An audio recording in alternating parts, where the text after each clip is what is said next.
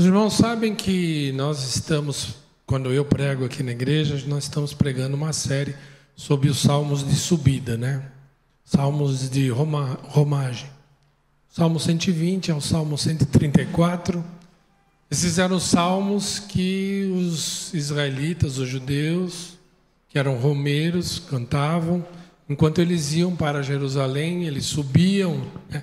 Jerusalém era uma cidade mais no alto, por isso a gente chama de salmos de subida. Então eles iam para adorar a Deus e cantavam durante essas viagens. E também nos degraus do templo eles recitavam esses 15 salmos, que é do Salmo 120 até o Salmo 134. Lá no templo eles cantavam, e por isso também esses salmos são, além de chamados salmos de romagem, salmos de peregrinação, também são chamados salmos do degraus. E talvez você tenha esse título aí nesses salmos aí na sua Bíblia. E o Salmo 124 é o 5º salmo de romagem, e o 2º salmo cuja autoria é atribuída a Davi, né? Os outros salmos ou tem outros autores ou não tem autor conhecido, e por isso não tem o nome. Então esse é o 2º salmo que tem nesses 15 salmos, que é o Salmo de Davi. Vou pedir para alguém puder dar um jeito ali na bateria que está reverberando, puder não atrapalhar os irmãos aí o som. Quando eu estou falando um pouco mais grave hoje, fica ruim para os irmãos. Então vamos ler o Salmo. Você pode acompanhar comigo a leitura ali na tela, aqueles que conseguirem enxergar, senão você escuta a leitura do Salmo. Diz o seguinte: não fosse o Senhor que esteve ao nosso lado, Israel que o diga, não fosse o Senhor que esteve ao nosso lado, quando os homens se levantaram contra nós e nos teriam engolidos vivos, quando a sua ira se acendeu contra nós. As águas nos teriam submergido e sobre a nossa alma teria passado a torrente.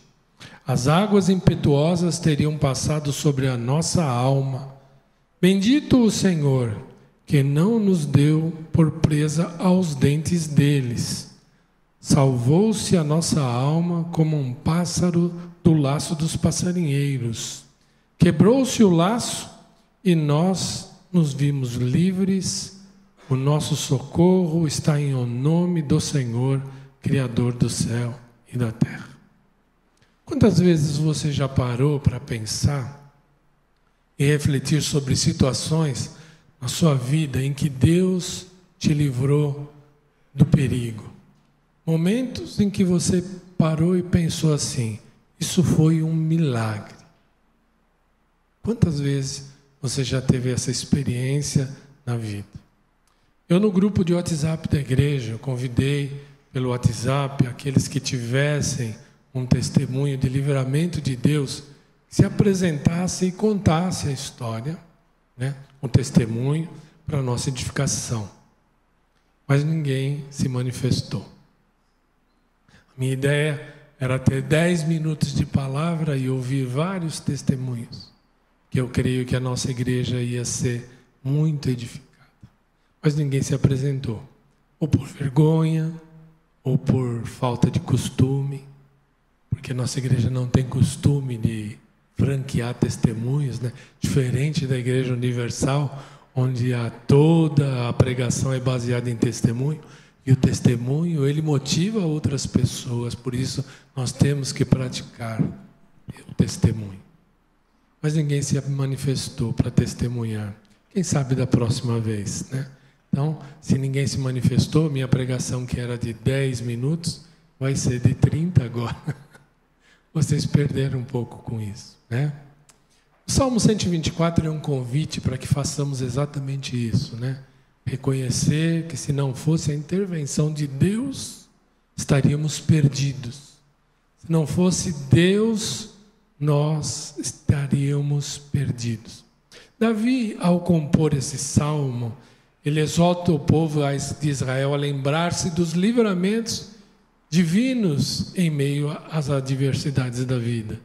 Esse é o intuito de Davi, porque na verdade o salmo, quando ele faz esse salmo, Na verdade, ele está testemunhando livramentos que Deus deu à igreja e livramentos à igreja, a Israel, e livramentos alguns que ele mesmo presenciou na vida dele.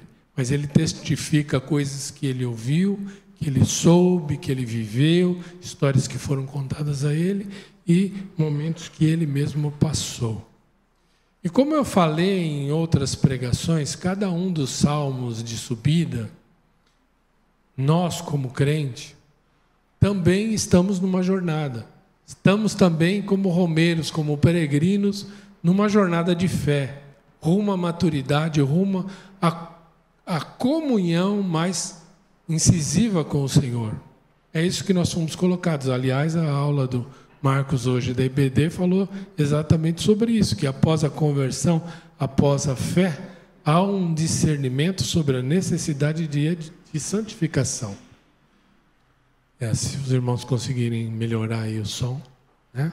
Deixar um pouquinho mais agudo, menos grave, vai ficar melhor. E nessa jornada rumo à comunhão com Deus, certamente eu e você passamos por perigos físicos, emocionais, perigos espirituais, e buscamos a Deus num mundo totalmente adverso a nós mesmos. Cada um de vocês, na sua jornada de comunhão com Deus, na sua jornada de fé, vive a adversidade causada pelo mundo. Aliás, quando o irmão Severino veio orar aqui, ele orou pela esposa, pela Dodô, que está muito difícil a vida que ela está passando lá no trabalho dela, né? Então nós cantamos cânticos de vitória no mundo que quer nos derrotar. Nós incentivamos a vida cristã, nós entendemos a vida cristã, nós buscamos conteúdo com Deus, mas o mundo nos é adverso. A igreja é a instituição mais odiada pelo mundo. E nós seguimos firmes, né? No mundo tereis aflições, no mundo temos aflições, mas a vida do cristão não é moldada nem explicada pelos perigos da vida, nem pela ideia que os outros possam fazer a respeito de nós. A vida do cristão, ela é moldada, sim, pelo socorro de Deus e pela esperança que nós temos nesse socorro de Deus que vem durante as nossas dificuldades e as nossas tribulações. É importante, você e eu sabemos, que há tribulação, mesmo para aqueles que são convertidos. Nós não pregamos aqui a teologia da prosperidade, de que tudo vai ser solucionado a partir do momento que você entrega a sua vida a Jesus Cristo. É importante você saber, nós sabermos, que as tribulações fazem parte da nossa vida. E, entretanto, o que o Salmo 124 nos traz é uma palavra para que a gente não perca a esperança diante dessas adversidades. Que a gente não desanime, não esmoreça, não sucumba diante dos desafios que a vida propõe a cada um de nós. Deus há de trazer livramentos para nós em quaisquer circunstâncias que se colocarem em nosso caminho. Deus há de nos ajudar a vencer cada obstáculo que aparecer na nossa vida. Isso é o que nos ensina o Salmo 124. Então hoje eu quero guiar os irmãos nesse pensamento desse Salmo, guiar os irmãos a meditar sobre o Salmo, o que ele nos ensina a respeito da proteção, a respeito do livramento e a respeito da fidelidade de Deus. Esse Salmo ele nos convida a reconhecer esse livramento de Deus, né? Não importa quão desesperadora a situação, quando Deus está ao nosso lado, Ele transforma, derrota em vitória. E assim a nossa confiança deve estar exclusivamente nele, né? Então vamos ao texto. Primeiro versículo 1 e 2 diz o seguinte: não fosse o Senhor que esteve ao nosso lado, Israel que o diga, não fosse o Senhor que esteve ao nosso lado quando os homens se levantaram contra nós. Davi começa o salmo com uma declaração condicional: se não fosse o Senhor. Então ele já coloca e já nos dá o parâmetro de que tudo que vier a ser dito posterior a isso está baseado no fato de que o Senhor é o agente e não nós mesmos, que nós devemos reconhecer essa proteção de Deus, que ela não vem da nossa força, da nossa inteligência, das nossas estratégias, das nossas competências, mas ela vem do Senhor. Se não fosse o Senhor. E é interessante que o texto original, todas as vezes que o irmão ler aí, não fosse o Senhor, que está dito o Senhor, o original traz o tetragrama, que é o nome do Senhor, que alguns falam Yahvé, Jeová, enfim.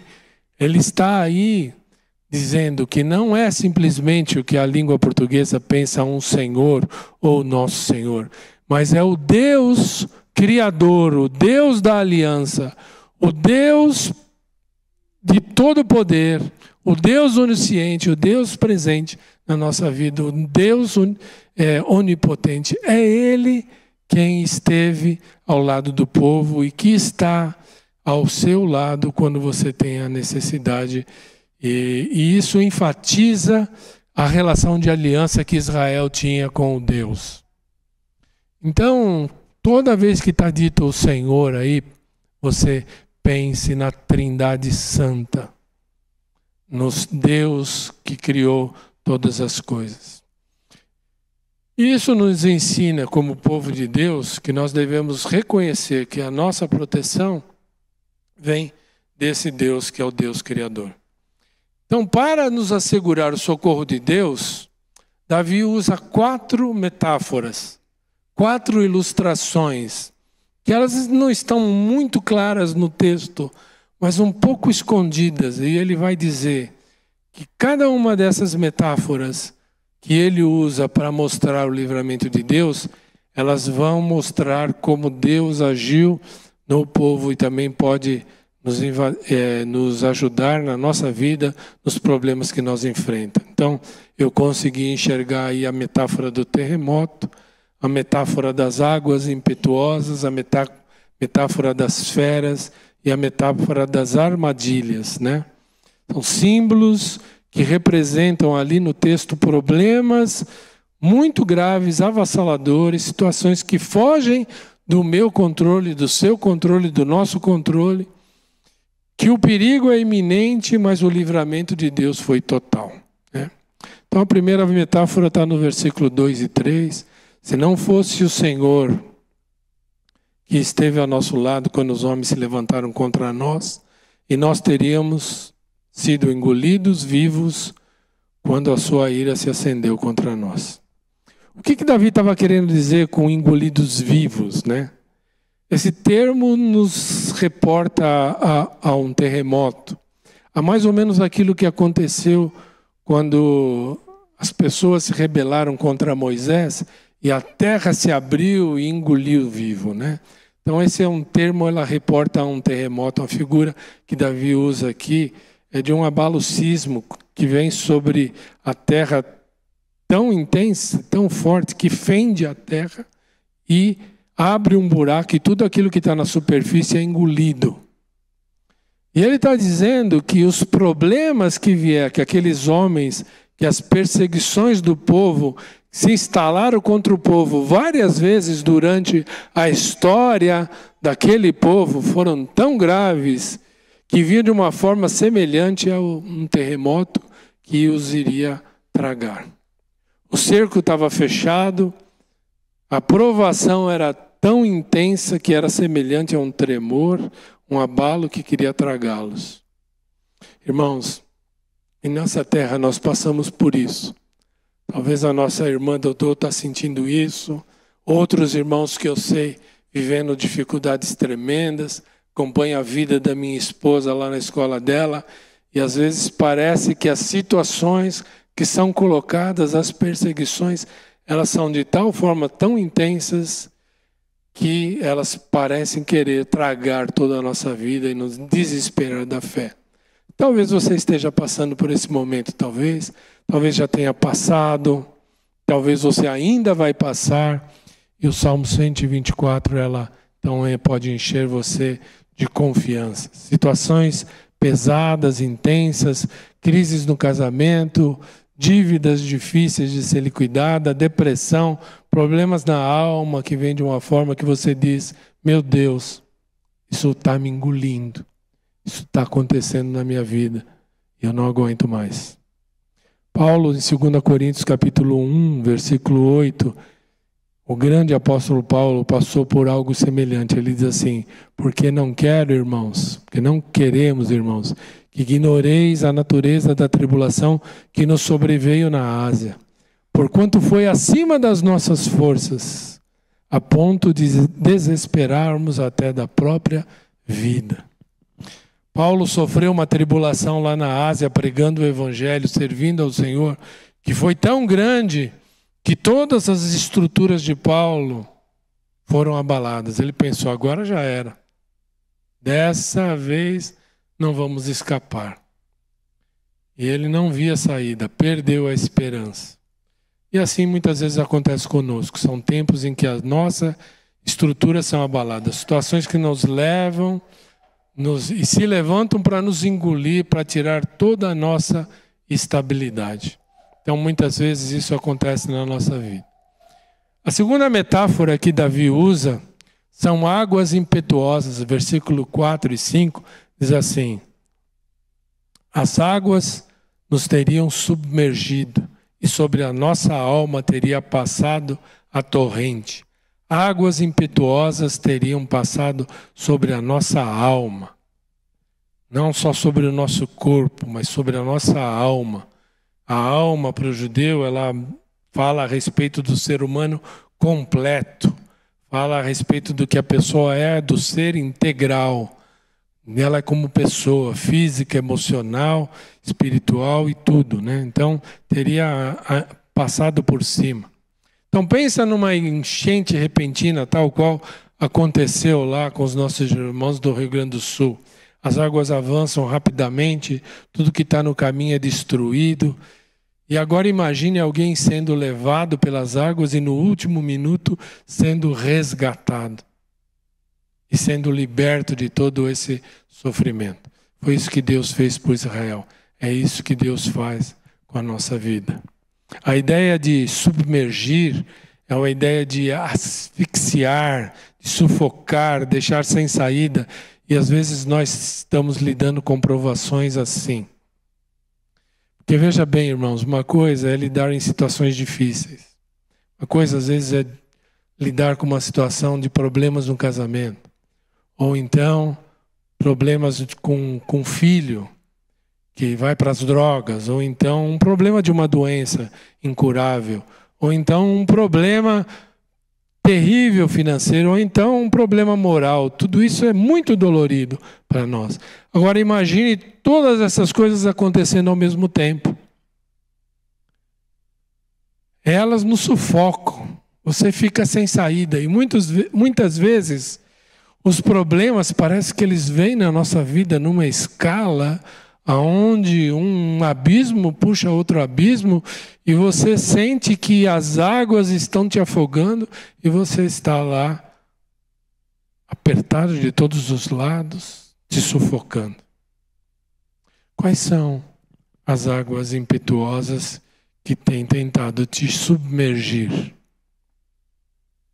Pode ser uma doença, pode ser um problema financeiro, uma crise familiar. Esse salmo hoje quer te lembrar de que Deus é especialista em livrar o seu povo quando tudo parece perdido. Quando tudo parecer perdido para você, lembra que Deus é especialista em te libertar. A terceira metáfora que ele usa está no versículo 6. Diz o seguinte: bendito o Senhor que não nos deu presa aos dentes deles. Aqui, Davi está ilustrando o ataque que Israel recebeu várias vezes, seja do faraó do Egito, seja nos tempos de Moisés, seja no deserto, em outras situações, e que ele mesmo viveu junto aos filisteus. Ele está comparando esses ataques ao ataque de uma fera. A figura aqui é de um leão, de um tigre, uma fera que tem os seus dentes para abocanhar e devorar, querendo tragar, querendo devorar.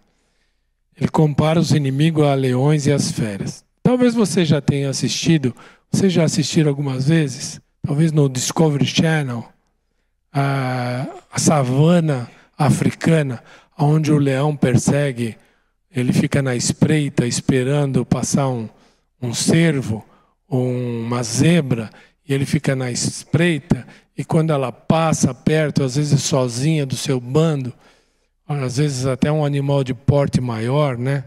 Ele vai e mete a boca no pescoço e asfixia a presa, e ela morre asfixiada. Depois, então, ele come a sua presa. E quando um animal desse, um leão desse, ou um tigre, ou um animal pega no pescoço e asfixia, ele mata. E uma vez que o leão avança sobre a presa e a abocanha, já era. Dali, ele nunca mais vai sair.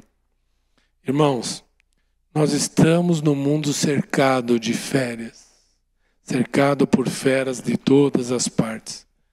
Você tem que entender uma coisa que eu já falei hoje, que a igreja e os filhos de Deus são a instituição mais odiada. É a igreja. A instituição que o mundo mais odeia na face da terra é a igreja. E esse mundo não é amigável a você. Ele não é amigável a nós. Se você se manifestar como cristão em qualquer ambiente e falar assim, eu sou crente, eu acredito nas coisas da Bíblia, não vai esperar que as pessoas vão bater palma para você. Pode ser até que elas batam palma para você. Mas no íntimo, você não está agradando. Porque durante toda a história da igreja, a gente percebe que a igreja ela é perseguida. Então nós estamos cercados de inimigos, de caluniadores, perseguidores, que querem o mal da igreja, que querem o nosso mal. As leis, Marcos falou sobre isso na IBD, atualmente são criadas para refletir um pensamento totalmente contrário àquilo que os conservadores e a fé cristã pensam. Esse mundo é hostil a nós, meus irmãos. Então, nós estamos cercados de inimigos que querem nos ferir. Mas aqui o problema não é só físico, né? O problema não é só natural. Também aponta para o inimigo espiritual. 1 Pedro 5,8 diz o seguinte: sede sóbrios e vigilantes. O diabo, o adversário, como leão que ruge, procurando alguém para devorar. A figura aqui também é de uma briga espiritual com o próprio diabo. Ainda que as pessoas de carne e osso não busquem o seu mal, o Satanás, o diabo, vai dar um jeito de tentar fazer da sua vida um inferno aonde você andar. Você está no meio de uma guerra espiritual, não se engane. A nossa luta não é só física, não é só terreno, não é só com remédios que nós lutamos, com promissórias, com duplicatas, não só com cirurgias, não só com processos. Há um inimigo espiritual invisível e ele está andando ao derredor, procurando uma brecha para devorar. Dar o bote e atacá-lo. A quarta metáfora e última que eu enxergo nesse texto, que Davi usa para mostrar o livramento de Deus, está no versículo 7. Ele diz assim: salvou-se a nossa alma como um pássaro do laço dos passarinheiros. Quebrou-se o laço e nós nos vimos livres. O que Davi está querendo dizer com laços do passarinheiro? Isso é uma ilustração de uma armadilha, uma arapuca, de um passarinheiro, para que o pássaro fosse seduzido na arapuca e seja caçado, laçado. Uma armadilha. né, que era feita. E Davi usa não só aqui, como em outros textos, essa imagem dessa armadilha. E a armadilha faz você lembrar o quê? Ciladas, né? Às vezes pessoas preparam ciladas para a sua vida. Não é muito comum, mas às vezes algumas pessoas com as quais você convive, elas preparam ciladas para você. Não pode acontecer. Mas até mesmo essas pessoas são usadas pelo diabo contra a sua vida. Porque Efésios capítulo 6, versículo 11, diz o seguinte: revesti-vos de toda a armadura de Deus para poderdes ficarem firmes contra as ciladas do diabo. Então, meus irmãos, a figura aqui, para nós, é a figura de Satanás, como um caçador. A figura de Satanás armando uma armadilha. Mas que armadilha é essa? Várias. Mas a principal delas é a tentação. Você vai lidar com isso no seu dia a dia. Tentações virão. Inclinações para pecar. Tentações para você quebrar a palavra de Deus. Você vai ser tentado ao adultério, vai ser tentado à pornografia, você vai ser tentado à mentira, você vai ser tentado a ser desonesto nos seus negócios. E tudo isso é uma armadilha. Está lá. Muitas vezes com uma coisa bonita. Lá um milho ali para aquela galinha ir lá e comer naquele lugar e aí está presa no laço do passarinheiro. E Davi estava se sentindo assim, né? Que os inimigos estavam do povo de Israel durante toda a vida, armaram armadilhas contra eles. E assim também o diabo faz conosco. Vai seduzir você para cair na armadilha da tentação. Então essas são as 4 metáforas que Davi usou no Salmo 124 para que os seus leitores, os seus cantores do Salmo, refletissem e louvassem a Deus pelos livramentos que Deus os proporciona, que Deus proporciona aos seus. E para concluir, eu quero dizer aos irmãos que é impossível lutar contra essas frentes todas, contra os problemas que tentam nos engolir, contra as armadilhas que são colocadas contra nós, contra as pessoas que se levantam como águas impetuosas tentando fazer com que você seja asfixiado, contra as feras que vão lutar contra você.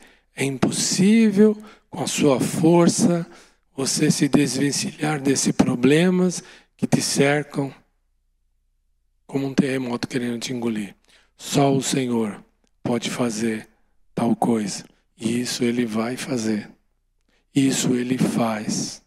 Veja o verso 1. Não fosse o Senhor que estivesse ao nosso lado. Israel que o diga. O Senhor ao nosso lado. E quando ele termina, o nosso socorro está em o nome do Senhor Deus Criador do céu e da terra. Romanos 8:31. O que diremos, pois, em vista dessas coisas? Se Deus é conosco, quem será contra nós? Ninguém poderá ser contra nós. Então, irmãos, nós temos a certeza de que vamos passar por essas tribulações, algumas delas tremendas, algumas delas a ponto de trazer desesperança na nossa vida, a ponto de você olhar e falar assim, é o fim, a ponto de querer morrer. Eu vivi um tempo assim na minha vida e não vejo o milagre, e vejo o milagre na mão de Deus de estar aqui hoje, em comunhão com Ele. Caí em armadilhas, fui afogado, problemas mil. Minha família sabe, minha sogra sabe. Um dia, quem sabe, conto em detalhes algumas coisas, já fui contando. Mas eu tenho na certeza que Deus está com você, que Deus é por você. E Ele é a garantia de que venha o que vier, você vencerá. Eu não sei o que te aguarda, eu não sei o que me aguarda, mas uma coisa eu sei. Deus está do seu lado e você não vai ser abalado. Pode sofrer temporariamente o dano, porque muitos homens de Deus que tiveram a sua fé totalmente colocada na vida do Senhor, sofreram temporariamente danos, às vezes alguns deles irreparáveis, mas a sua fé não foi abalada. E o Senhor tem guardado coisas preciosas para essas pessoas. Algumas foram cerradas ao meio, outras queimaram nas arenas, mas mantiveram a fé. E o Senhor tem um lugar de honra guardado por eles. Então, se você está passando por dificuldade, Senhor, confie no Senhor. Confie que a tua vida está continuamente, porque se não fosse o Senhor que esteve ao nosso lado, no original do hebraico, esse esteve ao nosso lado é uma ação contínua. Deus esteve no passado e estava no momento em que Davi escreveu o Salmo e sempre estará. Deus está do seu lado, Deus vai estar com você. Ele vai passar no vale da sombra da morte com você. Então, se você é um dos filhos do Senhor, que faz parte do povo de Deus, pode crer no socorro, nas suas maiores dificuldades. Pode sofrer o dano temporário, mas Deus está cuidando e vai cuidar de todo o processo para o nosso bem. Para o nosso bem. Ainda que a gente tenha dificuldade de enxergar. Por isso, meu irmão, não temas. O Senhor está ao seu lado. O Senhor é com você. Você não precisa ter medo. Você pode enfrentar a tua segunda-feira. Na escola, no trabalho, na família, aonde você andar. Com seus problemas, que Deus vai estar com você. Amém?